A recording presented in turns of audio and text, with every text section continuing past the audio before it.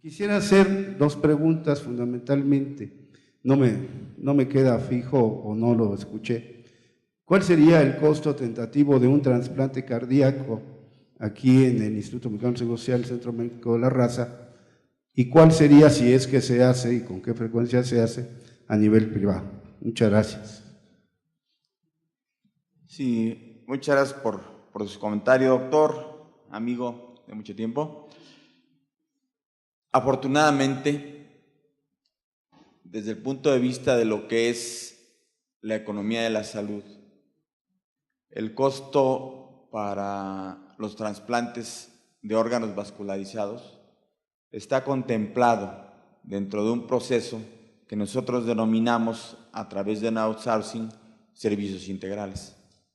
Esto nos permite que se pueda hacer una atenuación de cada uno de los gastos de estas enfermedades catastróficas y de estas intervenciones quirúrgicas mayores desde el punto de vista con otro tipo de cirugías.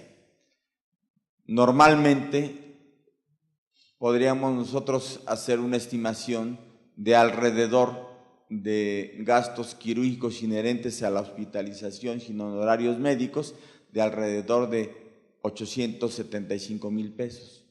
Sin embargo, desde el punto de vista de lo que es la medicina de la solidaridad social tripartita, en la cual se van diluyendo los eventos en función de una economía de escala, esto es, en función del número de eventos que alquilamos por año, el costo es, lo voy a decir de una manera muy coloquial y con todo respeto a la audiencia, ridículamente menor de lo que nosotros podíamos esperar.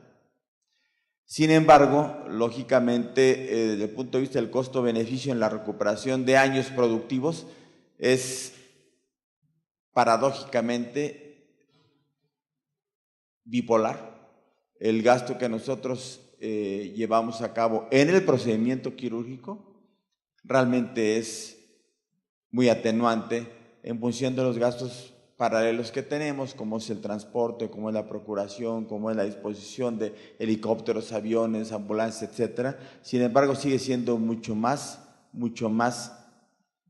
costeable para el país el rehabilitar a un individuo que pueda reanudar una estrategia de vida, que pueda reanudar el comando de su familia, que pueda regresar a trabajar, que no signifique 700 días de incapacidad, que no signifique finalmente el que pueda quedar costeado por el Estado, por el Instituto Mexicano del Seguro Social, sino todo lo contrario, que pueda regresar y se recuperen los años de vida productiva potencialmente perdidos en este tipo de pacientes y que regresen a la vida normal. Sin duda alguna, vuelvo a insistir, el costo que puede representar a través de un procedimiento a nivel privado o a nivel institucional es de 45 a 1. Entonces, este tipo de economías de escala que nos permite hacer la institución también permite beneficiar a mucha gente. No sé si Memo quiera adicionar algo.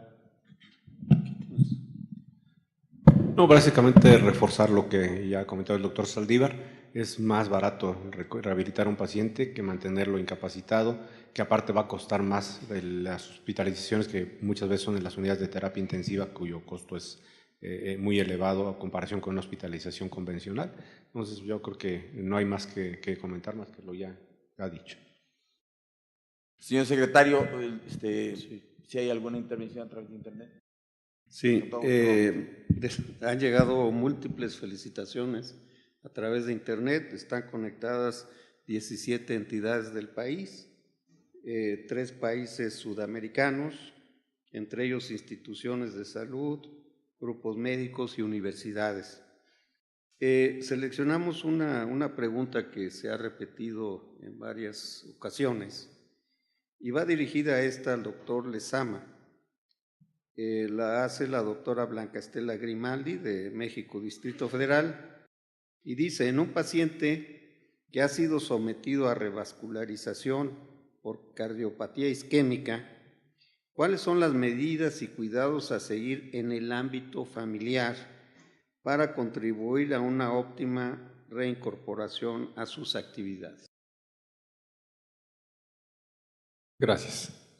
La cardiopatía isquémica es una enfermedad que tiene una etiología multifactorial y lo que hay que hacer es tratar de controlar todos esos factores que lo llevaron a la enfermedad. Una vez revascularizado, su calidad de vida teóricamente va a ser mejor, su supervivencia debe ser mejor, pero tendrán que corregir lo que es, si tiene hipertensión arterial, hacer un buen control de su hipertensión arterial, si es dislipidemia, hacer un buen control de sus triglicéridos, de sus colesterol, del LDL especialmente, e incluso hay quien, a pesar de que tengan niveles adecuados de colesterol, les dan atorvastatina o alguno de estas estatinas para teóricamente disminuir o involucionar la placa de ateroma. Se debe hacer un buen control de la diabetes y lo más difícil es a veces quitar los hábitos tabáquicos y cambiar la personalidad de la persona, que generalmente es una personalidad tipo A y en el curso del tiempo es lo que se ha visto que es mucho más difícil de corregir. Al tratar de controlar estos factores, que generalmente esto lo hace el cardiólogo clínico, una vez que nosotros terminamos nuestro procedimiento quirúrgico y pasa el evento, nosotros lo regresamos al manejo con el cardiólogo clínico y él es el encargado de hacer todas estas adecuaciones en el manejo del paciente y se ha visto que eso condiciona una supervivencia y una calidad de vida mucho mejor del paciente. Gracias.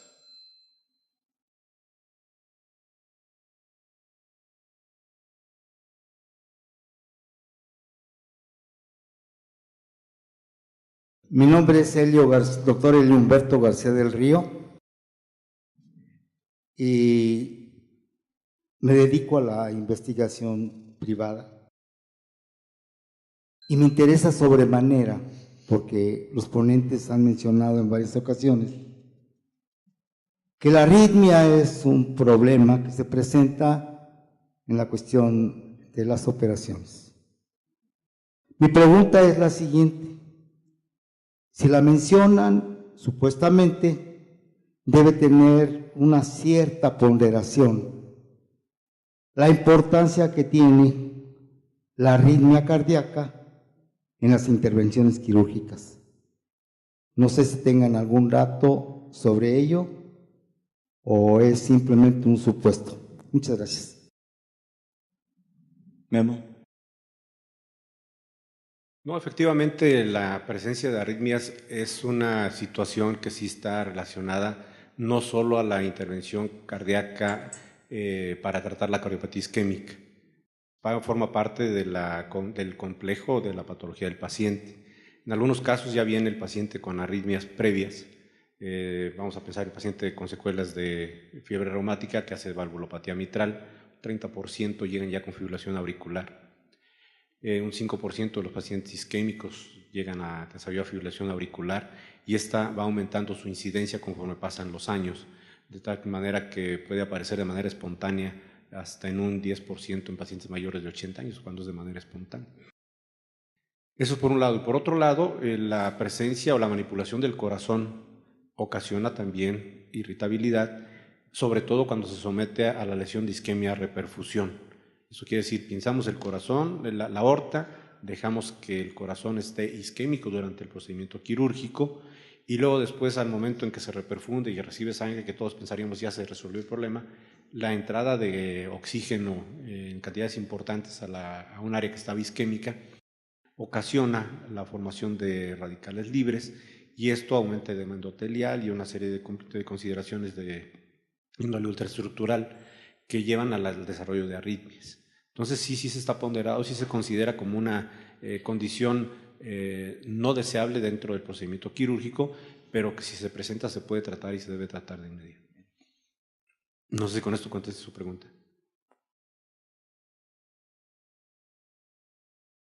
Doctor, por favor, si tan amable. Me uno a la felicitación que se ha hecho, a la profesionalización que han llevado a la cirugía cardiovascular en esa institución, que es el proceso de muchas décadas. Yo tengo dos preguntas concretas. ¿Cómo yo tengo un infarto en una de las clínicas o en uno de los hospitales? ¿Cuál es la ruta crítica para llegar lo más pronto posible? Y si ustedes han estudiado cuánto se tardan los pacientes para poder recibir un tratamiento adecuado en su institución, porque si yo ya estoy ahí, tengo resuelto mi problema. ¿Qué se hace con el no derechohabiente? Sería mi segunda pregunta, que llega espontáneamente a la institución. Y la tercera, se mencionó mucho que somos un país con conducto arterioso persistente. ¿Cuál es el futuro para esos pacientes que andan en la calle con un conducto arterioso, que son adultos, que tienen ya una enfermedad pulmonar, hipertensión pulmonar y que requieren un trasplante cardiopulmonar? ¿Cuál es la expectativa del futuro del trasplante cardiopulmonar? Sí, doctor, muchas gracias. Yo me voy a permitir discernir un poco sobre su primera pregunta. El Instituto Mexicano del Seguro Social actualmente cuenta con un círculo virtuoso de comunicación que se llama un equipo de respuesta inmediata. Esto es, este radiocomunicador lo portan todos los directores y todos los jefes de prestaciones médicas en todo el ámbito nacional. Estoy hablando de 35 jefes de prestaciones médicas de los diferentes estados y estoy hablando de 25 directores de unidades médicas de alta especialidad, en el cual este círculo virtuoso que se llama equipo de respuesta inmediata nos permite a los chats multitudinarios y en los cuales podemos solicitar apoyos inmediatos desde el punto de vista de asistencia específica focalizada hacia algún evento. De tal forma que en Hidalgo nos pueden estar comunicando en este momento que tenemos un paciente con una síndrome coronario agudo en evolución y que nos están comunicando que en este momento está saliendo y que tenemos el tiempo dorado para poderlo recibir y llevar a cabo algún otro tipo de intervención diagnóstica y curativa. La mayor parte, como ustedes saben, del Sistema Nacional del Instituto Mexicano del Seguro Social, casi con 4,000 unidades a lo largo del país, nos permite que siempre haya una atención médica a las 24 horas del día. Sin duda alguna, la atención específica es la que se deriva a través de este círculo virtuoso del equipo de respuesta inmediata. Y por otro lado, el director de prestaciones médicas y el director general del Instituto Mexicano del Seguro Social se ha cerciorado que todos aquellos hospitales de referencia tengan cobertura las 24 horas del día, no nada más en admisión hospitalaria, sino en los 3 procesos de intervencionismo, que es la trombolisis, la terapia endovascular y la cirugía cardiovascular. Puede suceder, sin duda alguna, que estemos distantes a un sitio donde pueda haber una resolución intervencionista definitiva para garantizar que el paciente pueda sufrir menos deterioro y menos daño isquémico celular, pero también suele suceder que no se haga el diagnóstico de manera oportuna. También puede suceder que haya una subestimación de los problemas que está teniendo el paciente y que desafortunadamente pues sigue representando una inmensa ventana de oportunidad para que podamos actuar. Yo no sé si quisiera contestar a alguien sobre el conducto arterioso. ¿Quieres, Carlos? Y posteriormente el académico nos haga el favor de hablar del trasplante cardiopulmonar. Gracias. Concretamente hablando del conducto arterioso, el conducto arterioso actualmente tenemos la ventaja que llega diagnosticado en edades tempranas. ¿Por qué? Porque las características del soplo es un soplo audible a la mayoría de los clínicos y entonces se cierra y se acaba la enfermedad, no hay secuelas, más si es percutáneo. Si es en la edad adulta que nos llega el conducto arterioso, está calcificado y seguramente tendrá hipertensión arterial pulmonar. De ser así, nosotros el tratamiento de elección en el adulto es la oclusión percutánea. Cuando esto por alguna razón, tamaño o alguna cuestión anatómica no es posible realizar por forma percutánea, pasa a que el servicio de cirugía lo cierre, como lo ha hecho en los últimos 50 años, está con éxito esta cirugía. En el adulto específicamente el tratamiento es percutáneo de primera intención debido a que el conducto se calcifica. Y bueno, la hipertensión pulmonar, que es por hiperflujo, regresa a niveles basales.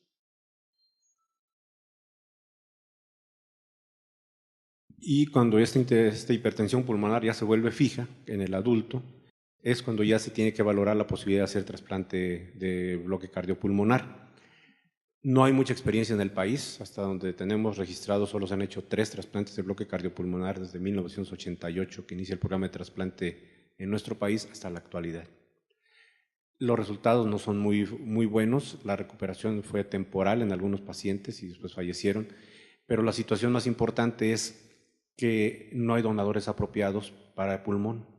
Si hacemos un análisis de cada 10 donadores óptimos para corazón, solo 3 de esos 10 serían apropiados para donar pulmón o bloque cardiopulmonar. Entonces, una situación de desventaja para este tipo de pacientes que afortunadamente, por otro lado, no son los que nos refieren con más frecuencia a la clínica de insuficiencia cardíaca. Señor secretario. Siguen llegando muchas preguntas, seleccionamos 2 de ellas. Una del doctor Adrián Flores Hernández, que estuvo aquí en la mañana en la celebración de los 25 años del primer trasplante de corazón. No pudo venir, pero a través de internet está conectado. Y su pregunta es en relación a trasplante de corazón, y que ya se habló aquí de las limitantes para trabajar después. Su pregunta es, ¿qué porcentaje de limitación de actividad previa al trasplante de corazón se da o se recomienda? Porque él vio una fotografía de un director de orquesta que en unos cuantos meses pues ya estaba muy activo, con toda la energía haciendo su función previa al 100%. Y hay otra pregunta que viene de IMSS Oportunidades en Oaxaca, que es de San Martín del estado de Xicaloyapan, del doctor José Faustino Rivera Valdés. Y él pregunta, ¿qué tan beneficioso o no es la restricción de la vida sexual en el paciente posoperado de revascularización coronaria y o valvuloplastía? Son 2. Me voy a permitir solicitar al académico, el doctor Careaga, que nos conteste la primera pregunta, y al doctor Carlos Lezama la segunda. Carlos, por favor. Bueno, en cuanto a la actividad física pretrasplante, pues el paciente está incapacitado prácticamente, no puede hacer prácticamente nada hasta que es trasplantado.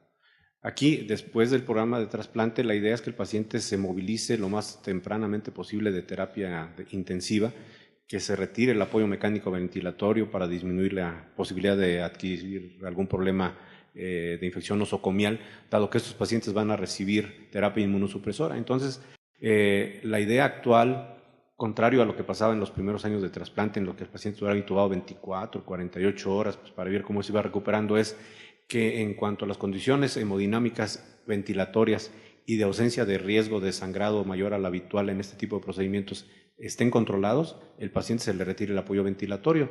Lo hemos hecho en la mayoría de nuestros casos y los pacientes salen sin apoyo ventilatorio en las primeras 12 horas y después de eso sigue un programa de recuperación intensa para que el paciente egrese a casa a los 7 a 10 días. Después se envía a rehabilitación cardíaca como cualquier otro paciente operado de cirugía cardíaca general, revascularización o valvular, y se reintegran en la medida de lo posible sus actividades cotidianas. Se restringen algunas actividades físicas extremas por el tipo de cirugía que se realiza, porque aparte la esternotomía es una fractura tal cual que tiene que darse tiempo que consolide cuando menos de 8 semanas, pero después de eso los pacientes pueden estar en condiciones apropiadas y obviamente depende de lo que recuperen en el programa de rehabilitación, porque el paciente no está solo limitado por la cuestión cardíaca, sino que aparte es estar incapacitado muchos años o muchos meses, les limita su actividad muscular y también condiciona alteraciones que tienen que irse recuperando de manera paulatina y no siempre se logra el 100%. Entonces la recuperación post-trasplante va a depender mucho de este tipo de rehabilitación. Sí, bueno, específicamente Manuel, él era director del Coro de Niños de la Basílica de Guadalupe. Tuvo una cardiopatía isquémica que lo llevó a ser revascularizado unos años antes al trasplante. No mejoraron sus condiciones y cuando se recateterizó ya no había posibilidad de ponerle nuevos injertos aortocoronarios o de realizar intervencionismo coronario por hemodinámica, por lo cual a pesar se siguió deteriorando clínicamente y por lo cual se sometió al programa de trasplante. Después de esto, él fue de los pacientes que se recuperaron favorablemente en el postoperatorio, a pesar de hacer reintervención. Y él empezó a tener actividad como maestro de música como a los 4 o 5 meses después. Aquí hubo una situación de los que se comentaban en la mañana de que no fue aceptado nuevamente donde trabajaba y buscó nuevamente su nueva modus vivendi en el Conservatorio de Música, donde pues ya empezó a dar las clases. Él empezó a manejar a los 3 meses después de trasplante, porque esperamos la consolidación, y de ahí en fuera hace su vida cotidiana sin mayor problema. En cuanto al reinicio de la actividad sexual después de una operación de revascularización coronaria, mucho depende de las condiciones previas a la cirugía. A veces que estos pacientes tienen una disfunción ventricular importante o bien tienen alguna otra enfermedad concomitante. Pero en términos generales, lo que nosotros recomendamos es que empiece después de las 6-8 semanas, más que por la cirugía de corazón, por la consolidación de la esternotomía media. Y lo que nosotros sugerimos es que inicialmente se inicie este tipo de relaciones en forma pasiva, no activa, y por lo regular con la pareja habitual. Señoras y señores académicos, señoras y señores, al no haber más preguntas y comentarios, el cuerpo directivo de la Academia Mexicana de Cirugía expresa su genuino reconocimiento a las personalidades participantes en este simposio. Enhorabuena y felicidades.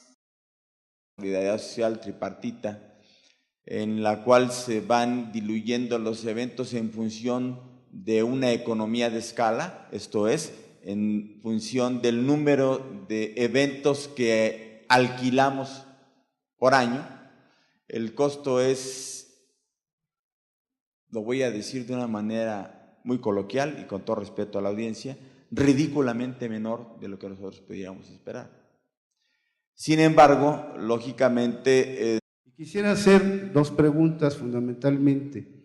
No me queda fijo o no lo escuché. ¿Cuál sería el costo tentativo de un trasplante cardíaco aquí en el Instituto Mexicano del Seguro Social, Centro Médico de la Raza? ¿Y cuál sería, si es que se hace y con qué frecuencia se hace, a nivel privado? Muchas gracias. Sí, muchas gracias por su comentario, doctor, amigo de mucho tiempo. Afortunadamente, enfermedades catastróficas y de estas intervenciones quirúrgicas mayores, desde el punto de vista con otro tipo de cirugías. Normalmente podríamos nosotros hacer una estimación de alrededor de gastos quirúrgicos inherentes a la hospitalización sin honorarios médicos de alrededor de 875,000 pesos. Sin embargo, desde el punto de vista de lo que es la medicina de la salud, desde el punto de vista de lo que es la economía de la salud, el costo para los trasplantes de órganos vascularizados está contemplado dentro de un proceso que nosotros denominamos a través de outsourcing servicios integrales.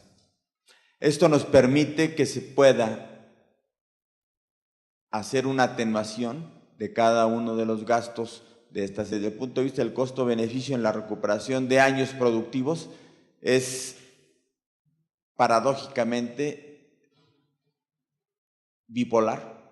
El gasto que nosotros llevamos a cabo en el procedimiento quirúrgico realmente es muy atenuante en función de los gastos paralelos que tenemos, como es el transporte, como es la procuración, como es la disposición de helicópteros, aviones, ambulancias, etcétera. Sin embargo, sigue siendo mucho más